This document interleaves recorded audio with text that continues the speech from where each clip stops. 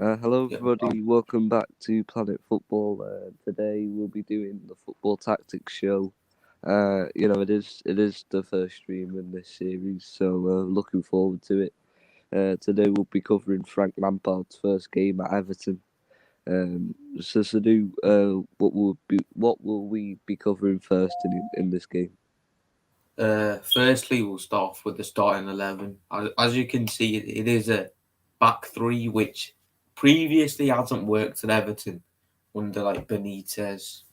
It hasn't really worked, but Lampard said in his press conference he wanted to keep it tight at the back and not leaving gaps behind. And it's safe to say it worked.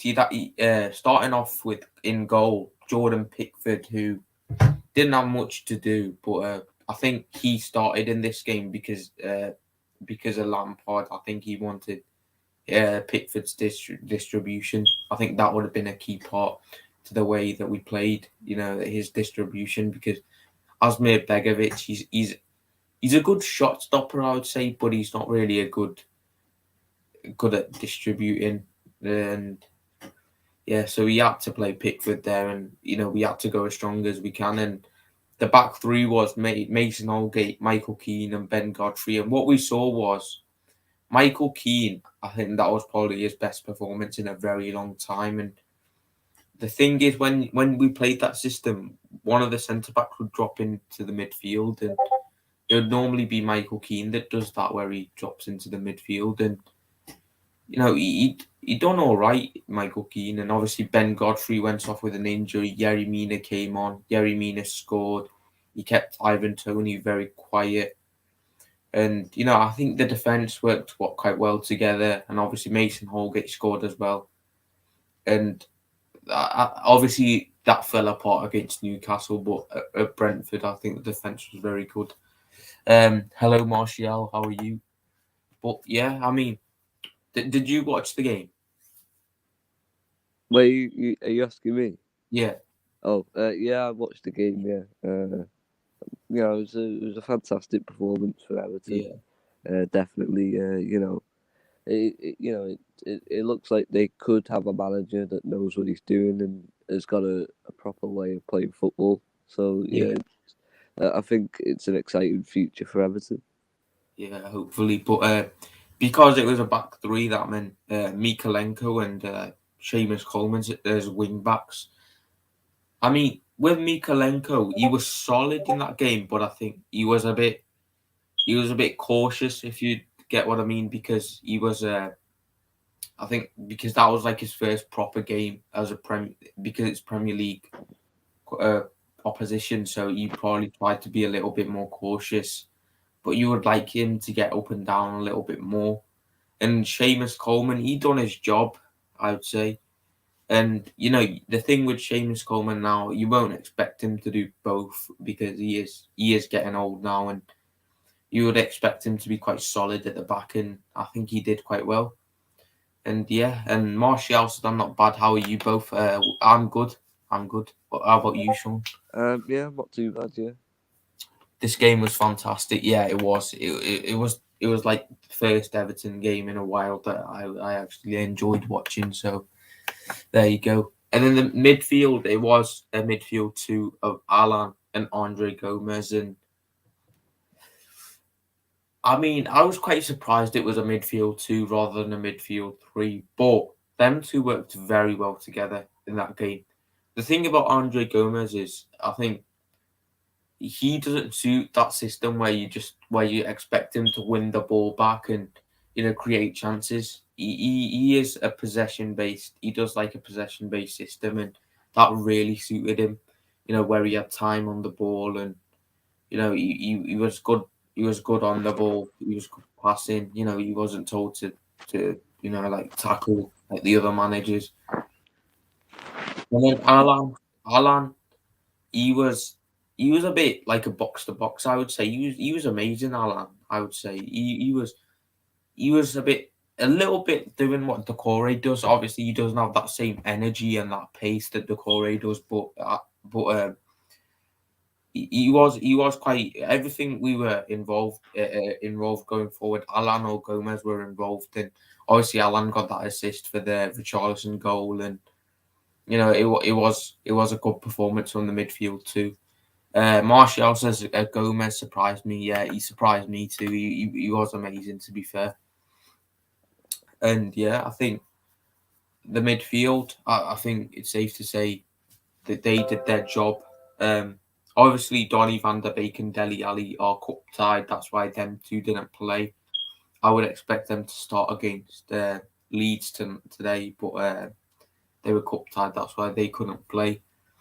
And then the front three were the best part of this game because starting off with Richarlison, I think it was a bold move to start Richarlison at striker, but it was the correct move. But before we get on to that, Carl says, new here. Hello, Carl. How are you, mate? Hello. Thanks for joining the stream. Yeah. But Richarlison, obviously, he is different to Calvert-Lewin. And I think that works quite well because he offers something different that Calvert-Lewin doesn't have. Because Richarlison, he's not as good as Calvert-Lewin in the air, but what he will offer is he's better with the ball, with at his feet, and he's probably better at finishing as well. And yeah, I think he works very well with Anthony Gordon and Damari Gray. And going on to Damari Gray, I think he will. I think he will be a little bit more of an inside forward under Lampard because of the way he uses his fullbacks, and I think that's going to suit Damari Gray a little bit better because of the fact that he's gonna be a little bit more direct now rather than just constantly trying to put the crosses into the box all the time. He's going to be a little bit. I think he's going to try and shoot a little bit more often, and I think he'll suit Lampard's system. Carl says, I'm good. Gave you a sub. Oh, thanks, Carl. Thank you. Thanks, mate. Really do appreciate that. Gray, something special, definitely. Yeah, he is. But what would you say about Gray fitting into Lampard's system? Yeah, I think he's a fantastic player, and you bring Lampard into the equation, and I think look, Gray's already had a good season in my opinion for the fee you paid for him. So I think with Lampard, I think he can be even better. Yeah, and moving on to the other side, Anthony Gordon. What a player he's becoming, and Anthony Gordon. I think he's another one that will really benefit from Frank Lampard, and I think that would really benefit him having that type of manager around him. And the thing I noticed in that game was him and Gray were constantly like swapping over sides, and Gordon really suits that style that Lampard wants to play, which is press and high intense football. So I think it's I think it was a I think he'll really benefit from Frank Lampard. What would you say on Gordon's development this season? Yeah, he's developed into a fantastic player. Obviously, towards the end of Rafa's, when Rafa was manager, towards the end before he got sacked. I mean, I think Gray and Gordon were the only ones carrying him really, and the only reason he still had a job for so long. So they're both fantastic players to have. Yeah, definitely. Harry Maguire says Everton better than Liverpool. They are both very good clubs. Fair enough. But I mean, going on to the weaknesses, I would say I think the centre backs. Mason Holgate really scares me when he plays. And I think Lampard will identify that. And Lampard being the manager that gives young players a chance, I can see it giving a Jared Branthwaite a chance because Branthwaite obviously started against Chelsea, did very well, scored a goal, and I can see Jared Branthwaite developing under Lampard too. And I think going forward until Mina and Godfrey are back, I think it should be a partnership of Branthwaite and Michael Keane because I think Mason Holgate makes Michael Keane look worse, to be honest. So that's the only weakness I would say. And And I would say in the Premier League, we probably should be playing a midfield three when Doucouré's back, and injuries are really piling up. But I think hopefully Lampard will move into a midfield three for the game against Leeds, which I hope we will do. But what would you say Everton could improve going into the second half of the season? Uh, I mean, we've already seen the improvement with Lampard. I mean, obviously it wasn't Yeah, fantastic against Newcastle, but playing at St James's Park and all the money they've spent, it's going to be tough. So for me, I think Everton just keep playing the way they are, and I think they'll stay up. yeah, hopefully. But I mean, obviously, you would have Dominic Calvert-Lewin coming into this team as well. So And that's what you got to think as well. You yeah. add DCL into the squad as well, and Everton should be even better. No more Rondon.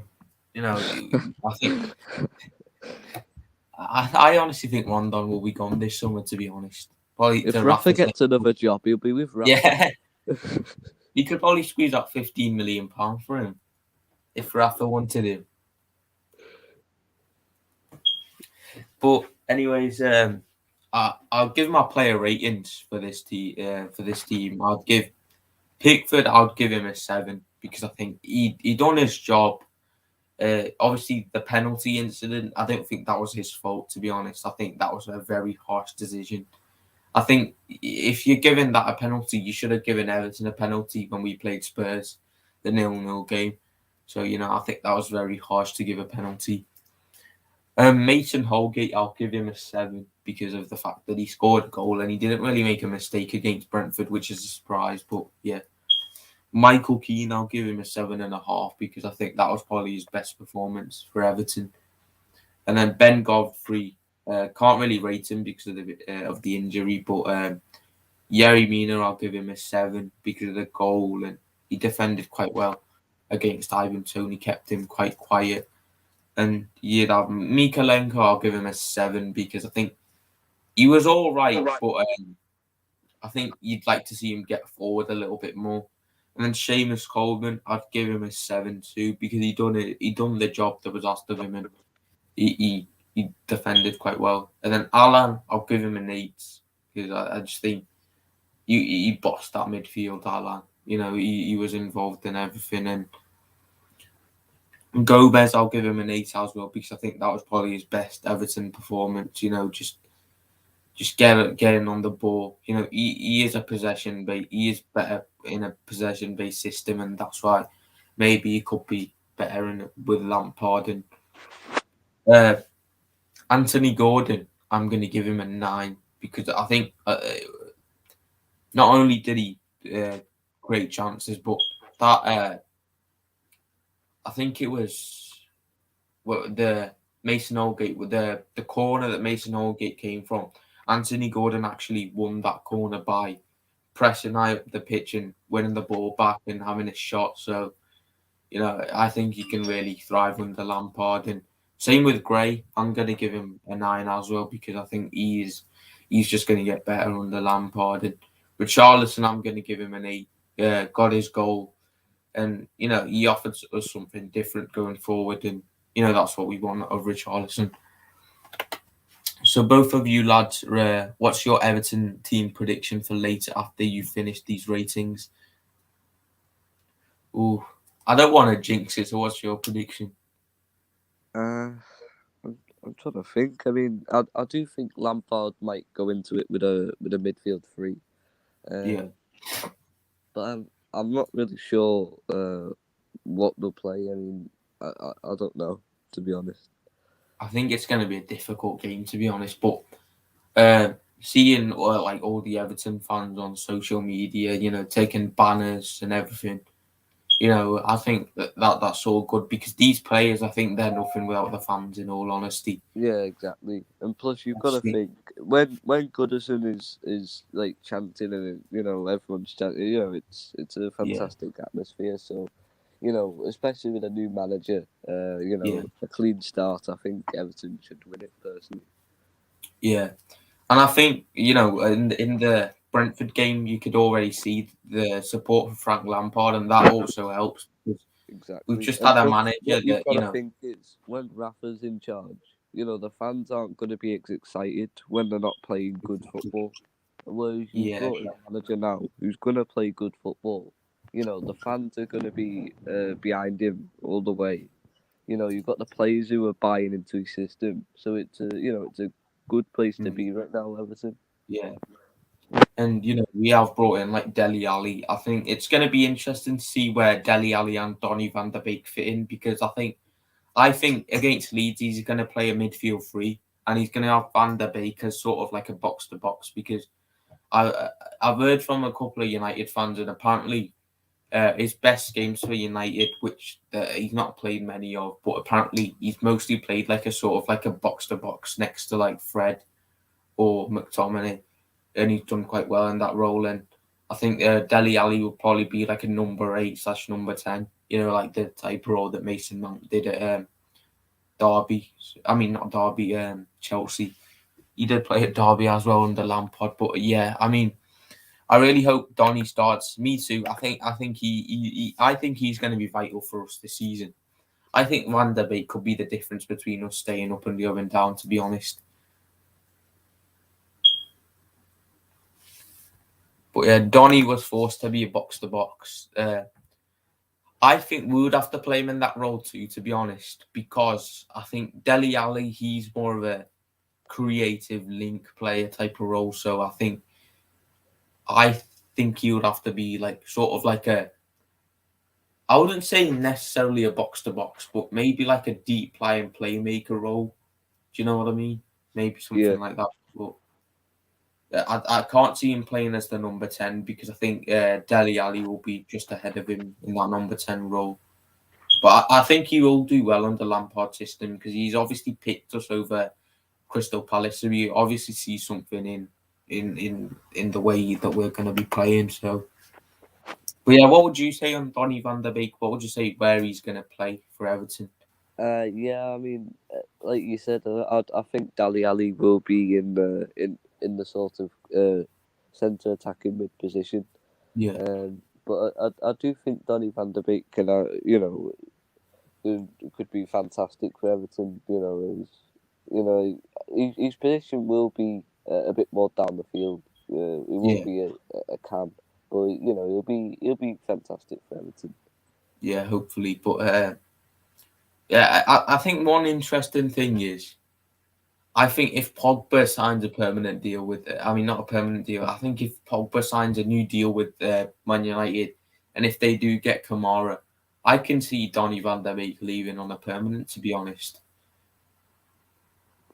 Yeah, definitely. I mean, it definitely could happen because it's unfair on Donny for him to go yeah, back to United again if they sign more midfielders. So hopefully he yeah. can get a permanent move and play a lot more football. But yeah, it's going to be interesting, because even when Decore is back, because I watched Lampard's press conference yesterday, and he said Decore is one of the best midfielders in the Prem in that position, and he is quite right, because he does bring energy to that midfield. He does drive with the ball, and he gets us high up the pitch. So it's going to be interesting how Dele Alli, Decore, Alan, and Donny van der Beek like fit into one team. But yeah, that's about it, and we'll see you later. Anything else you'd like to say?